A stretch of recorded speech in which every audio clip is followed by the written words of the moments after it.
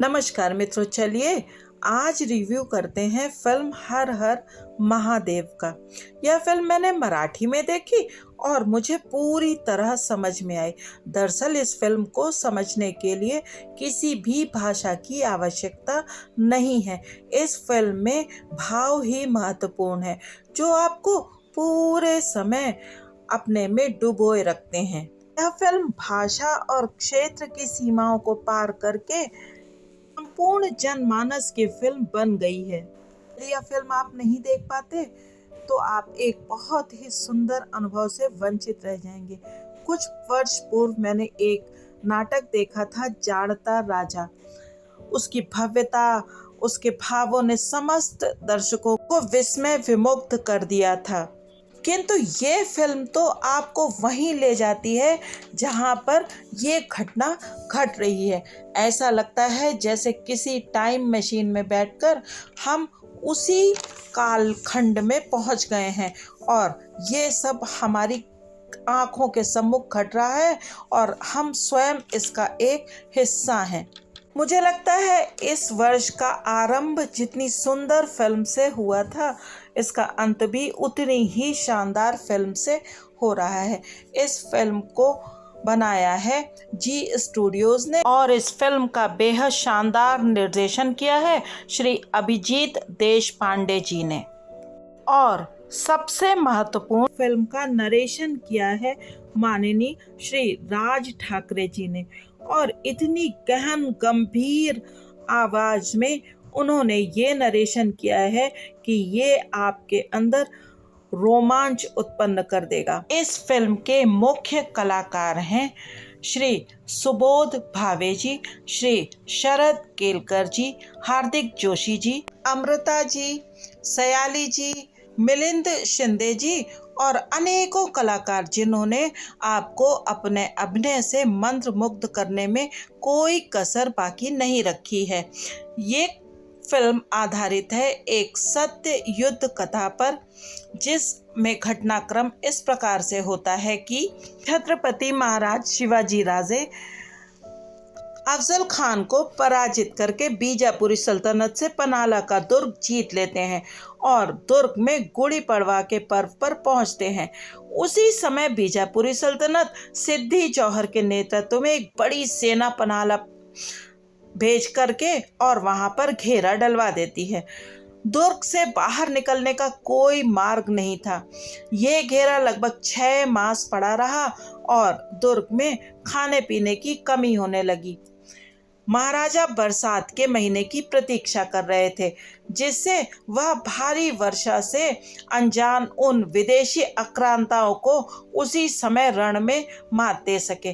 किंतु सिद्दी जौहर ने पहले से ही पूरी तैयारी कर रखी थी और उसने ऐसे टेंट आदि लाए थे जो कि बरसात से उसका बचाव कर रहे थे। वह वर्षा में भी टिका रहा।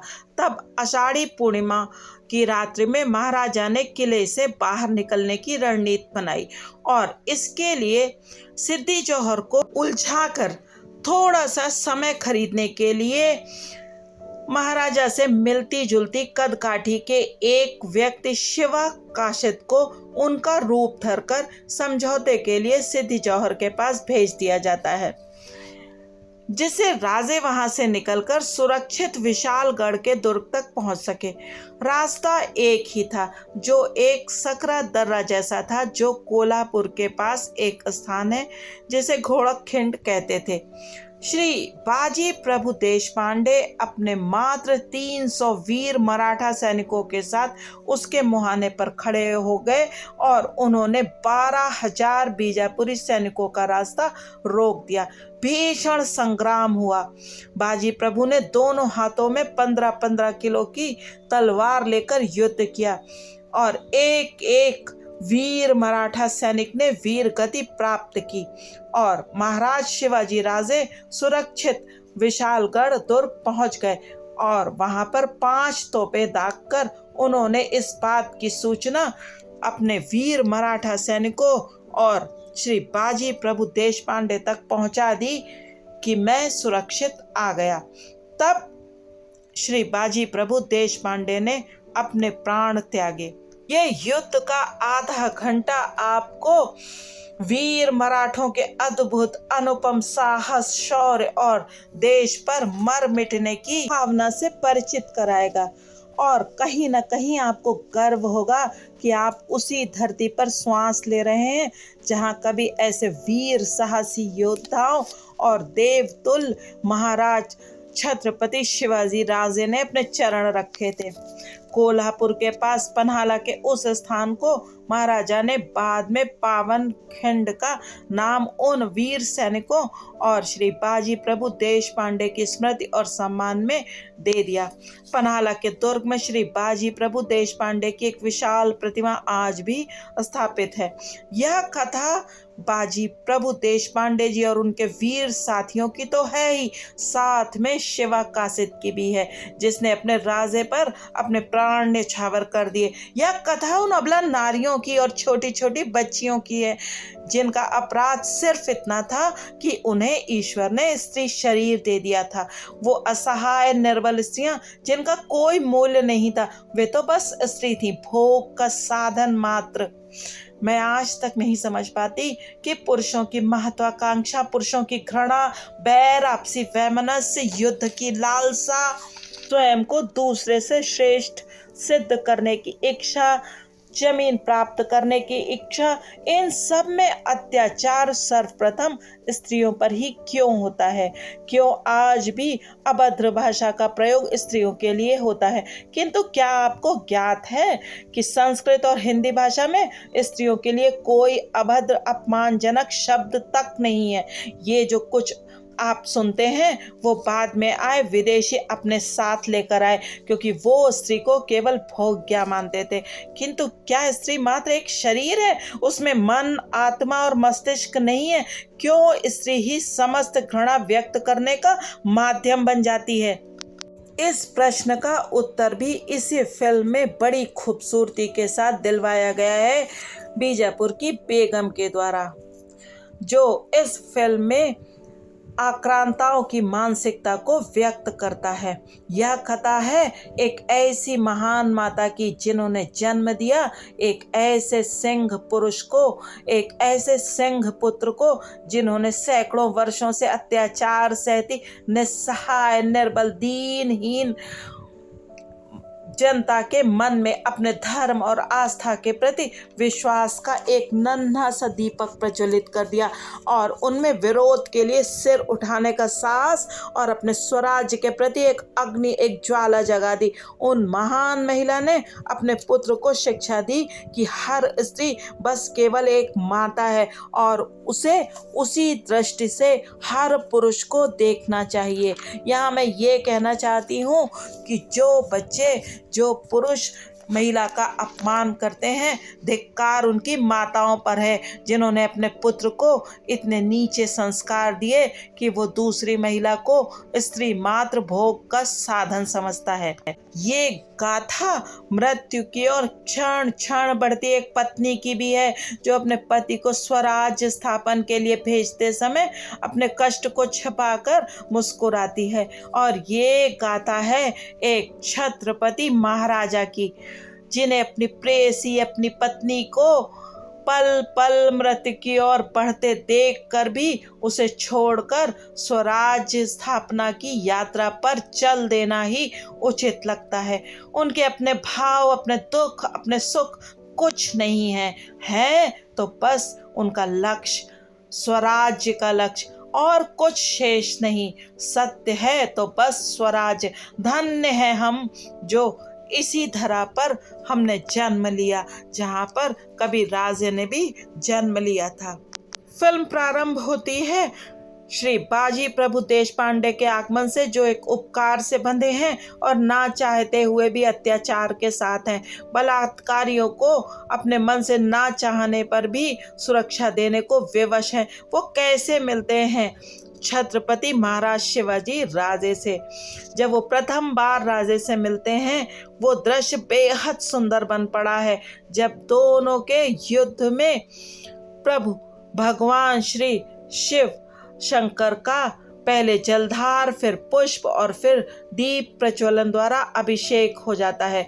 वह सीन जब महाराजा बाजी प्रभु को सीढ़ियों पर युद्ध करते समय बतलाते हैं कि कौन है मराठा, या फिर जब महाराजा बाजी प्रभु से बताते हैं कि महारानी सईबाई जी का उनके जीवन में क्या महत्व है। जब वो इस बात का वर्णन करते हैं तब उनकी आंखों में जो भाव उमड़ते हैं वो आपको आंसू बहाने पर विवश कर देगा। बाजी प्रभु की पत्नी और बेटे का अभिनय भी बहुत शानदार है। अंतिम दृश्य में जब बेटा राजे के साथ घोड़े पर सवार होकर निकलता है, और बाजी प्रभु के भाई तुला जी का अभिनय तो अत्यंत शानदार है। अंत में जो उन्होंने अभिनय किया है वो पत्थर से पत्थर दिल को भी पिघलने के लिए विवश कर देगा। कलाकारों के शानदार अभिनय से ऐसा लगता है जैसे हम उसी उसी कालखंड में पहुंच गए हैं और ये सब कुछ हमारी आंखों के सम्मुख घट रहा है। स्त्रियों की वो बेबसी, बच्चियों के आंसू, लड़ते कटते मरते मनुष्य, सब लगता है सम्मुख घट रहा है।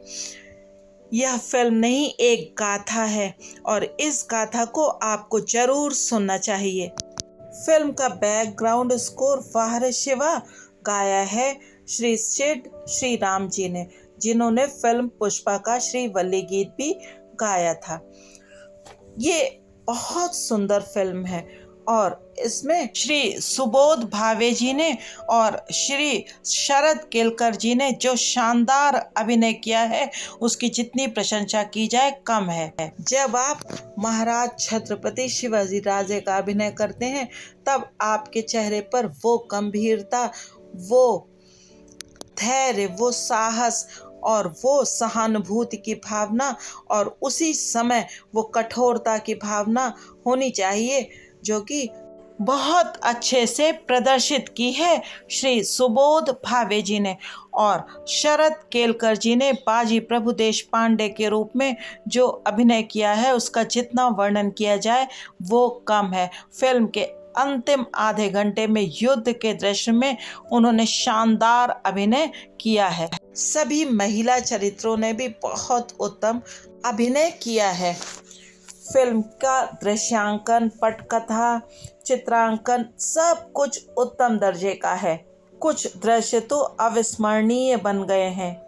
ये फिल्म उस सोच को दर्शाता है कि जब पूरे विश्व में अनेकों सभ्यताएं डूब गई, खत्म हो गई, तब भारत क्यों आज भी अपने धर्म, अपनी संस्कृति, अपनी सभ्यता को लेकर खड़ा हुआ है।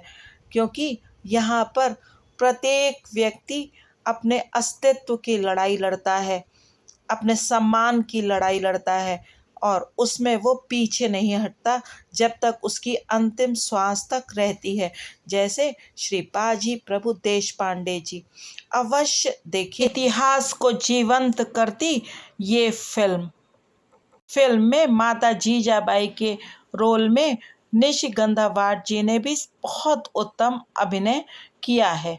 फिल्म देखने के बाद यदि आपको लगता है कि ये रिव्यू आपके लिए कुछ लाभ पहुंचा रहे हैं तो इस चैनल को अवश्य सब्सक्राइब करिए और अपने साथियों के साथ, मित्रों के साथ इसे शेयर भी करिए और लाइक तो अवश्य ही कीजिए। बहुत बहुत धन्यवाद। जय भवानी, जय शिवाजी।